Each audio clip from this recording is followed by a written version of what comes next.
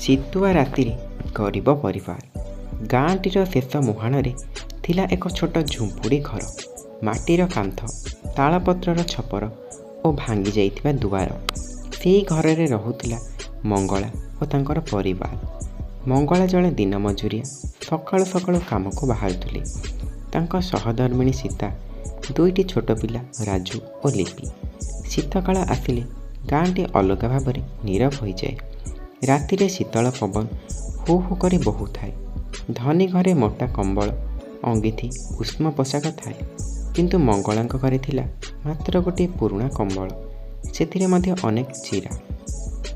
ରାତି ହେଲେ ପିଲା ଦୁଇଟି ଶୀତରେ କମ୍ପୁଥିଲେ। ସୀତା ସେମାନଙ୍କୁ ନିଜ ଛାତି ସହିତ ଆଟକେଇ ଧରୁଥିଲେ, ଯେପରି ମାତୃସ୍ନେହର ଉଷ୍ମତାରେ ସେମାନେ ଶୀତକୁ ଭୁଲିଯିବେ। ମଙ୍ଗଳା ଦୂରେ ବସି ଦିଆଁର ଆଗନକୁ ଦେଖୁଥିଲେ, ମନରେ ଭାରି ଦୁଃଖ।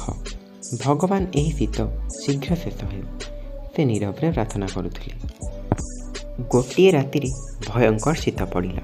ପବନ ଏତେ ତୀବ୍ର ଥିଲା ଯେ ଝୁମ୍ପୁଡ଼ି ଘରଟି କମ୍ପି ଉଠୁଥିଲା। ରାଜୁ ଜ୍ୱରରେ ପଡ଼ିଗଲା। ସୀତାର ଆଖିରୁ ଲୁହ ଝରୁଥିଲା, କିନ୍ତୁ ଔଷଧ କିଣିବାକୁ ଟଙ୍କାଟିଏ ବି ନଥିଲା। ପରଦିନ ସକାଳେ ମଙ୍ଗଳା କାମକୁ ଯାଇପାରିଲା ନାହିଁ। ପିଲାର ଅବସ୍ଥା ଦେଖି ସେ ଭାଙ୍ଗି ପଡ଼ିଲା। ସେହି ସମୟରେ ଗାଁର ସରପଞ୍ଚ ଓ କିଛି ଯୁବକ ଆସିଲେ। ସେମାନେ ଗରିବ ପରିବାରକୁ କମ୍ବଳ ବାଣ୍ଟୁଛନ୍ତି।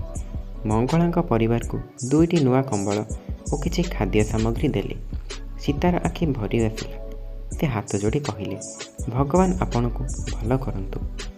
ସେଇ ରାତିରେ ଝୁମ୍ପୁଡ଼ି ଘରରେ ଏକ ନୂଆ ଉଷ୍ମତା ଥିଲା। କେବଳ କମ୍ବଳରେ ନୁହେଁ, ମାନବିକତାର ଉଷ୍ମତା। ରାଜୁ ଶାନ୍ତିରେ ଶୋଇପଡ଼ିଲା। ଲିପି ମୁସ୍କୁରାଇଲା। ମଙ୍ଗଳା ଆକାଶ ଦିଗକୁ ଦେଖି କହିଲେ, ଶୀତ ଯେତେ ଭୟଙ୍କର ହେଉ, ମନୁଷ୍ୟର ଭଲ ମନ ଥିଲେ ଜୀବନ ଆଉ ଥରେ ଉଷ୍ମ ହୋଇଯାଏ।